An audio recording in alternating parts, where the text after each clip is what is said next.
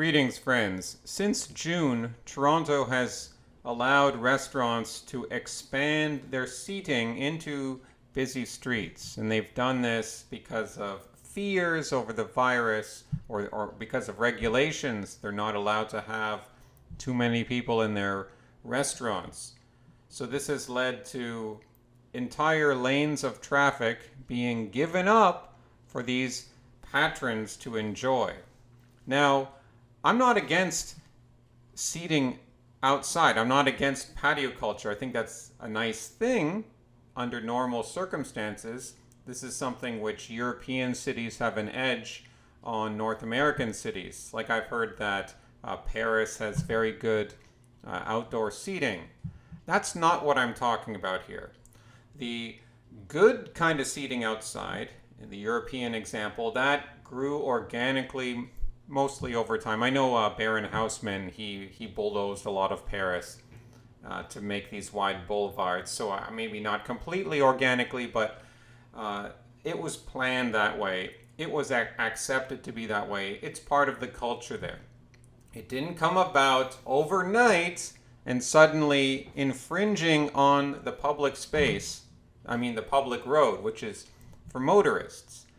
And it didn't, and of course this is without getting into the whole justification for it, but even if there was a deadly virus out there, I don't think it would be a good idea to move the seating into a busy road, because this is not Paris. This is not so-called pedestrian-friendly neighborhoods. Like, we have a lot of pedestrians on our streets, but the traffic goes very fast, 80, 100 kilometers an hour. And now you're putting seating within feet of these vehicles.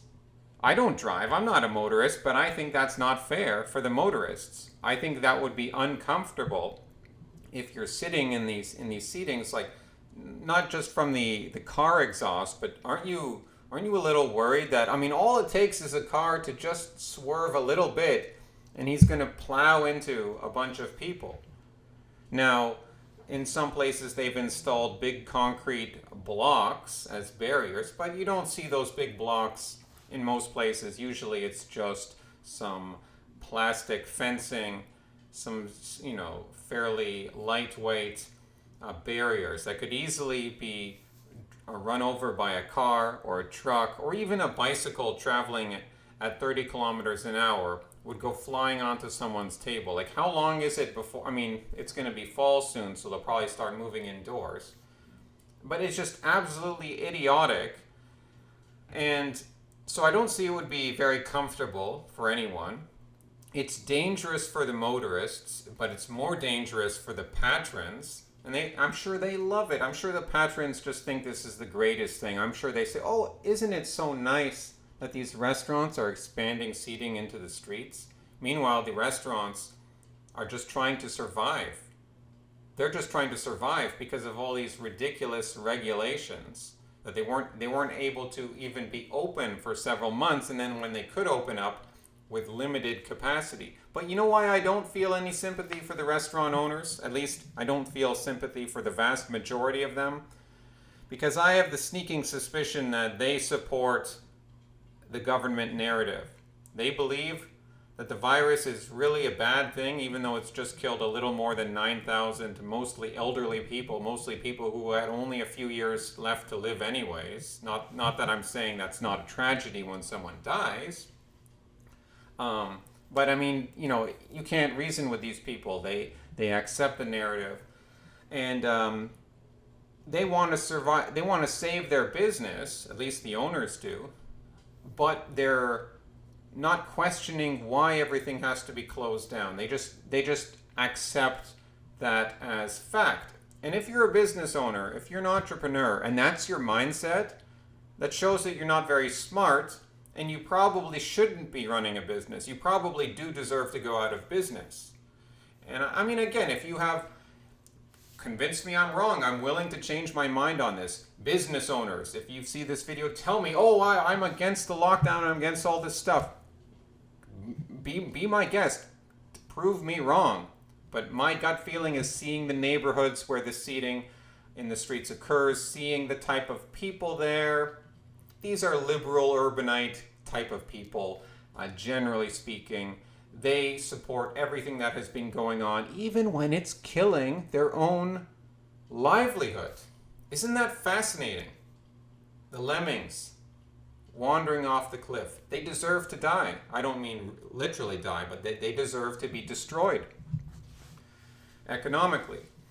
And also, what about I mean, only some of these restaurants can manage to have seating in the streets. I'm assuming they have to pay some fee, they have to apply, but you can't have it everywhere in the city. It wouldn't work for traffic reasons. But much of the city, you do see this, like along Dundas, along Bloor Street, some of the busy thoroughfares. And how do they decide who gets to have the seating in the streets? Because most restaurants still don't. Most restaurants still don't have that. So by what standard are you allowing some restaurants to survive while making it difficult for all the rest to continue to survive? If you want to have a good patio culture, then plan your city that way. Do it for the right reasons. Don't just do something crazy like this all at once. You restaurant owners and you patrons who sit there in the busy streets with this traffic whizzing by within feet of you, you people are ridiculous. Stop it. Stop it. You're not going to stop it, but you're idiots. And lastly, I think the elites, they kind of want a carless future where only the elite class will be driving. They kind of like to, they've been doing this. They've been closing down the lakeshore, which is a busy road along the lakefront, on weekends.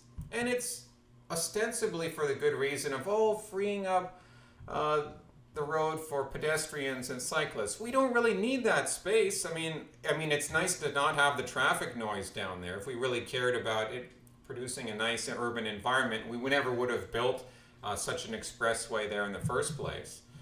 But that's a different topic. They don't really care about making life better for people. They're trying to get us into a mode where we have less and less cars. And I know I've criticized the way the automobile was developed and how our culture was shaped by the automobile in a negative way. But my criticism is not the automobile itself. I think the automobile is a good thing.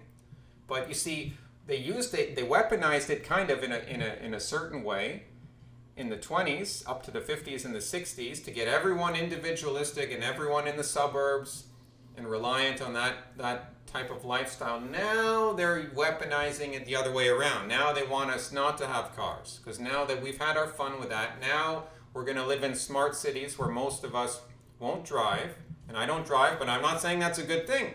I'm saying in our present days, don't be like me. You should be able to drive, but don't get out of the city. Get out of the city while you still can. The slave class will obviously not be driving, and they will be the vast majority of the people in the cities. So I think that's why they're really doing this. But yeah, the whole restaurant seating in the seats, sooner or later, there's going to be an accident with this. And once the winter comes, they'll have another lockdown. I'm not 100% sure, but I'm 70% sure that there's going to be another lockdown in the winter. And so obviously, many more of you small restaurants will go out of business anyways. And most of you deserve to go out of business. I have no sympathy for you because you people support everything that's going on. If you can't think ahead and you can't think critically, what on earth are you doing, like running a business, especially a restaurant, which is not an easy business to run. Like most restaurants don't even last like 10 years or even maybe 6 or 7 years. I don't know what the average lifespan of a restaurant is. It's not very long. Hasta luego, amigos.